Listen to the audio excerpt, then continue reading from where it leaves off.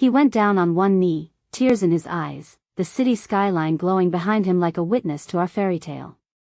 I said yes. I kissed him like my heart had finally found its home. We made love under the stars that night, whispering dreams of forever. The very next day, he married someone else, and she was my coworker. Before I take you into the pit of betrayal that shattered my soul, let me pause and say thank you. To every subscriber who has joined this channel, your support means everything to me.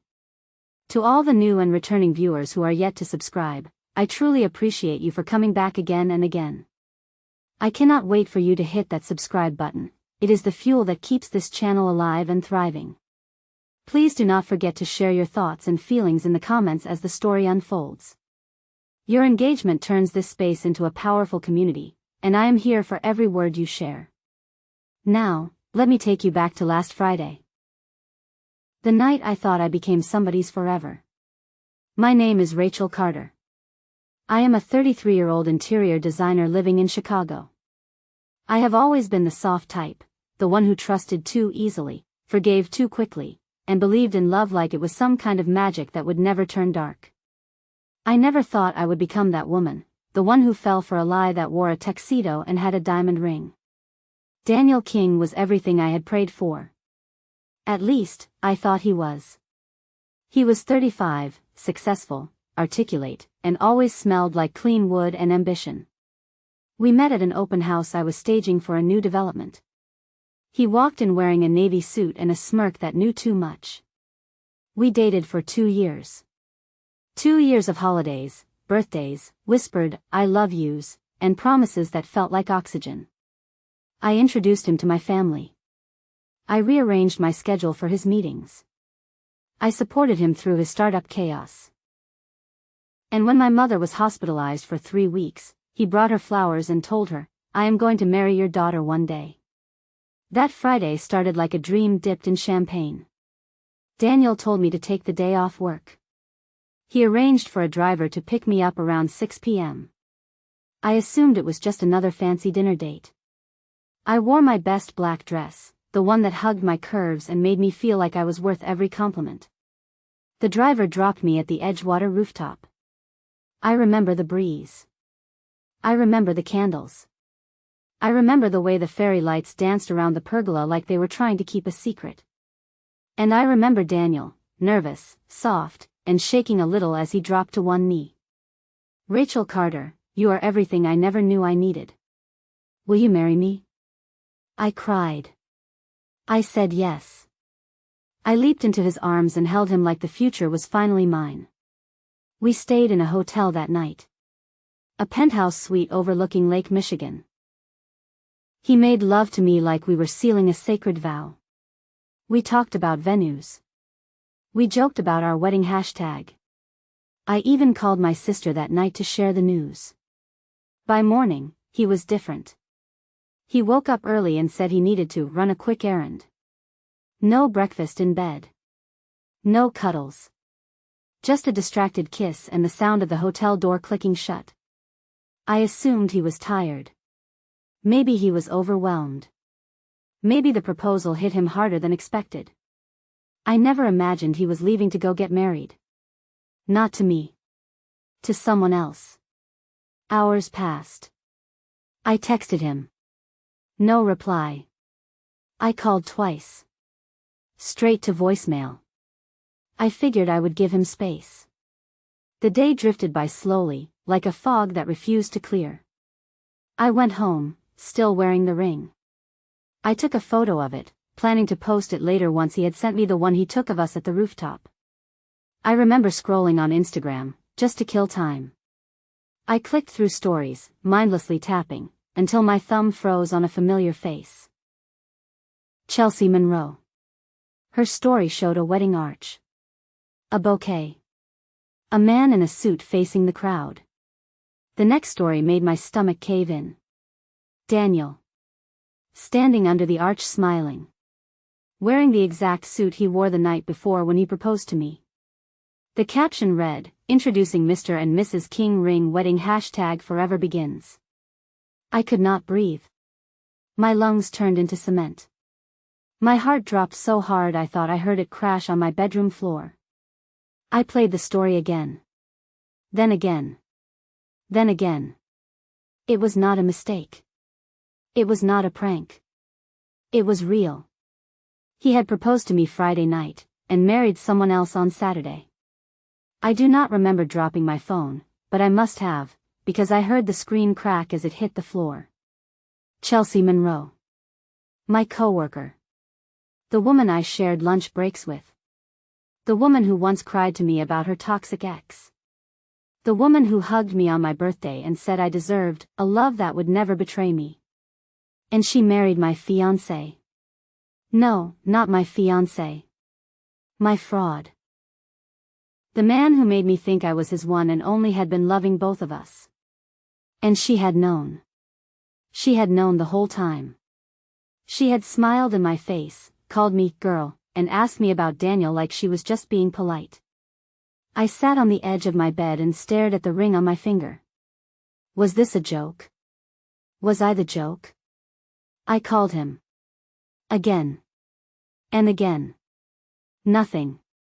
I left a voice note. I was not even sure what I said. My voice was trembling, but not with tears. With rage. I took a screenshot of the story. I sent it to my best friend Maya.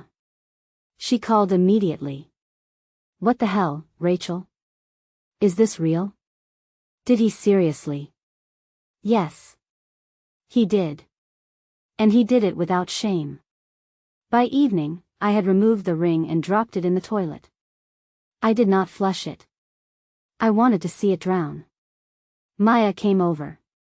She brought wine. I brought tears. We sat in silence as I tried to piece together the madness. Then came the texts. Rachel. I am so sorry. I should have told you. From Chelsea. I stared at the message like it had fangs. I did not reply. I could not. 5 minutes later, Daniel's number appeared on my screen. I picked up. I did not mean to hurt you.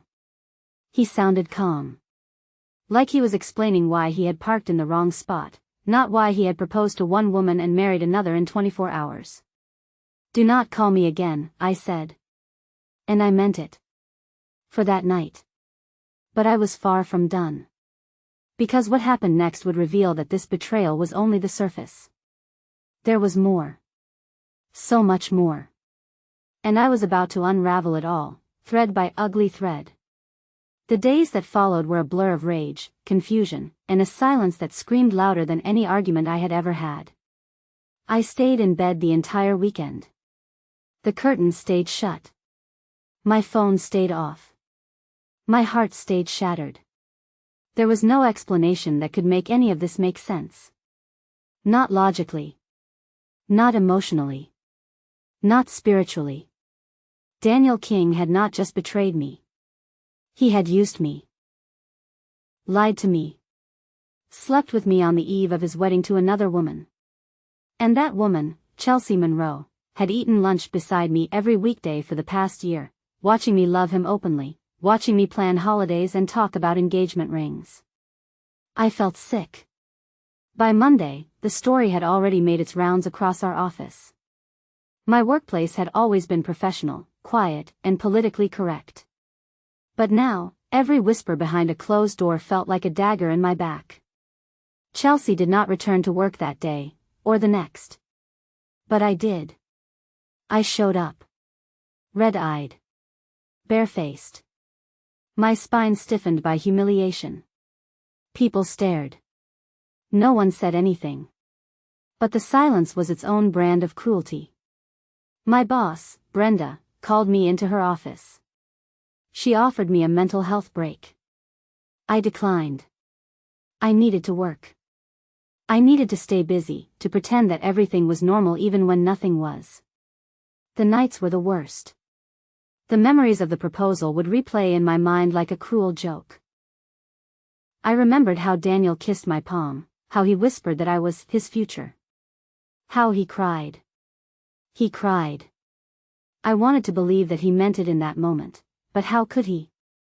Who proposes to one woman with a ring he bought for another? Maya stayed close. She came over every other night, bringing takeout and keeping me distracted with rom-coms and crime shows.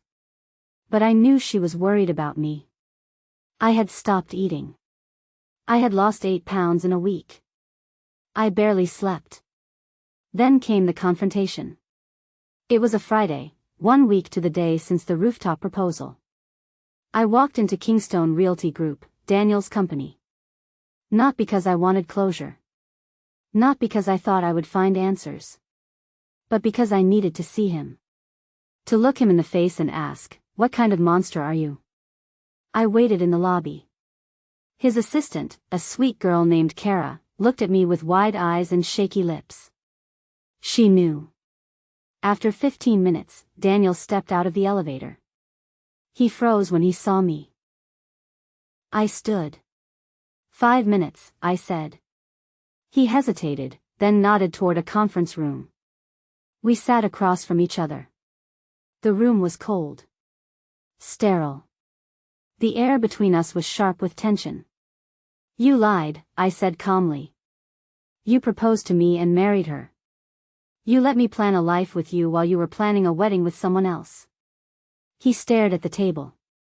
I was confused. Confused? I leaned in. "You were not confused when you slid a ring onto my finger. You were not confused when you booked that hotel suite. You were not confused when you told my mother you would marry me. So stop pretending this was some emotional accident." He looked up. His face was tired. His eyes were red. But I did not care. "I loved you," he said, almost in a whisper. But Chelsea was pregnant. Everything in me went still. "What?" "She told me the night before I proposed to you. I did not plan to propose.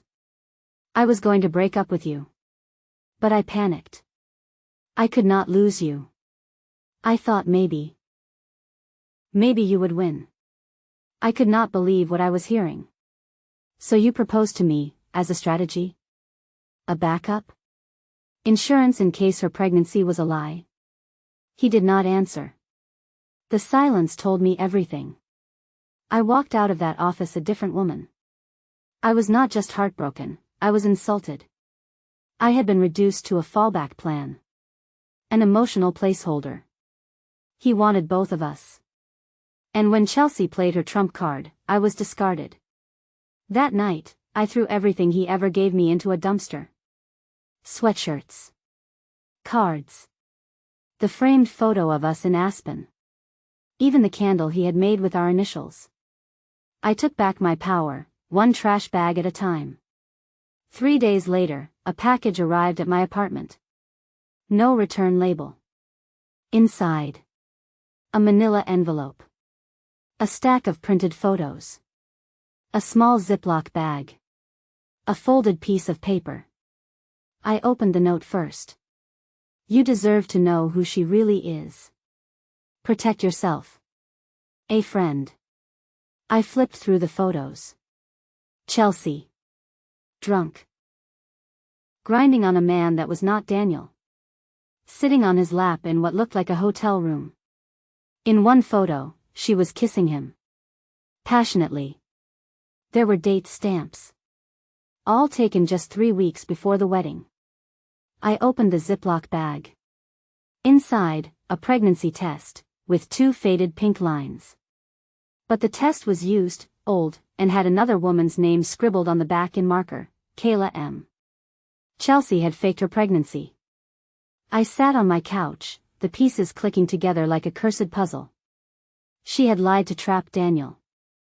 Daniel had panicked and married her. And I had been the one he ran to for comfort while making decisions based on fear. I called Maya immediately. "This is not over," I told her. "They thought they were clever. But I have proof. And I am going to burn them both to the ground." I had spent too long being the victim in someone else's twisted story.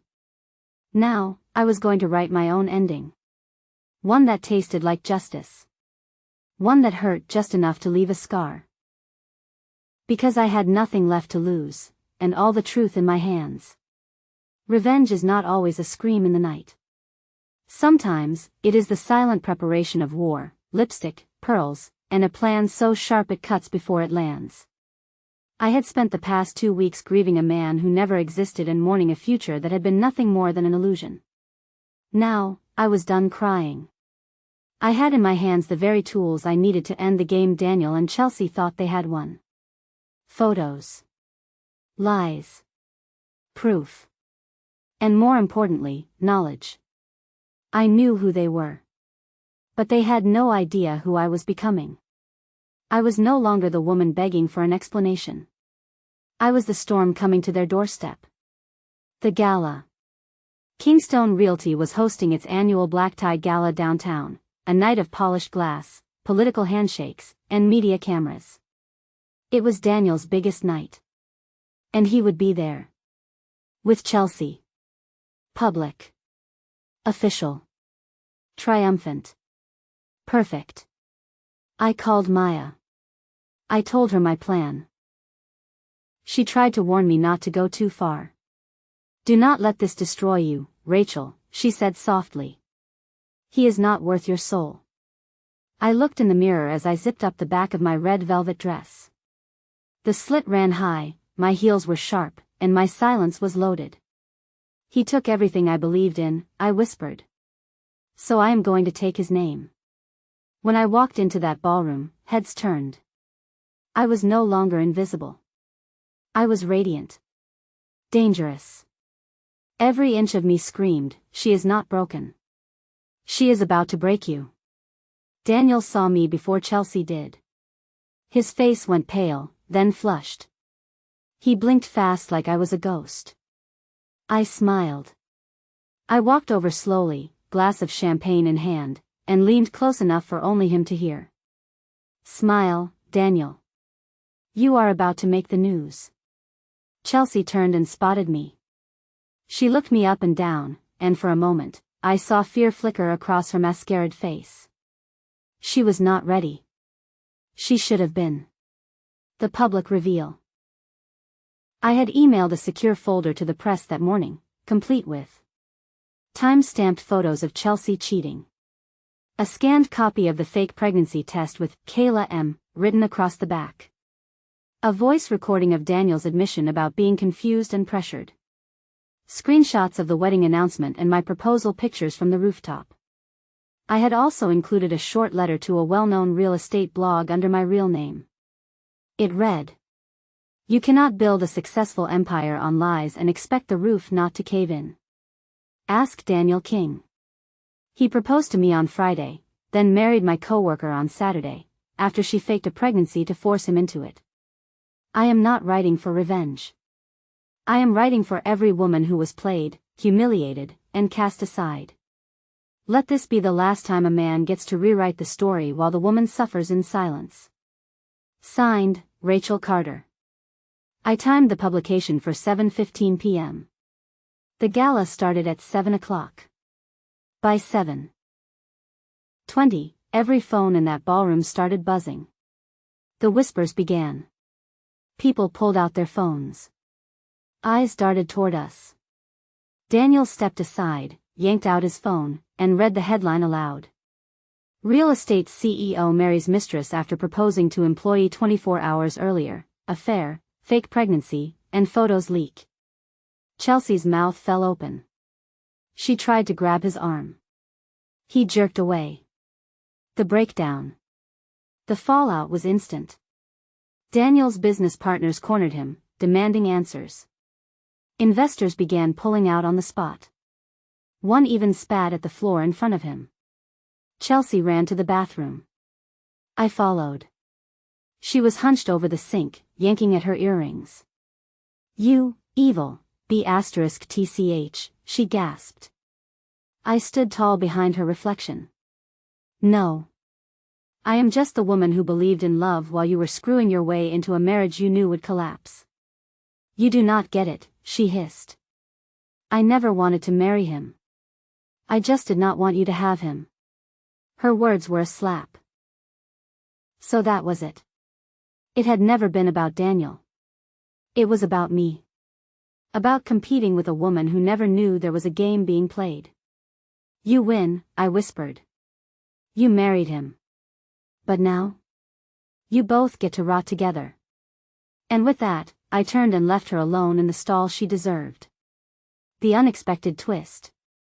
1 week later, I received a message on LinkedIn. It was short and curious. Can we talk? Marcus King. I remembered Marcus. Daniel's older brother. The quiet one. The lawyer. The only member of the King family who ever made me feel seen at those corporate events. He had always looked at me with quiet admiration, never flirtation, just respect. I replied, sure. Why? His reply. I saw what happened. I want you to know not all kings are snakes. Dinner? I hesitated. Then said yes. One night. One fire.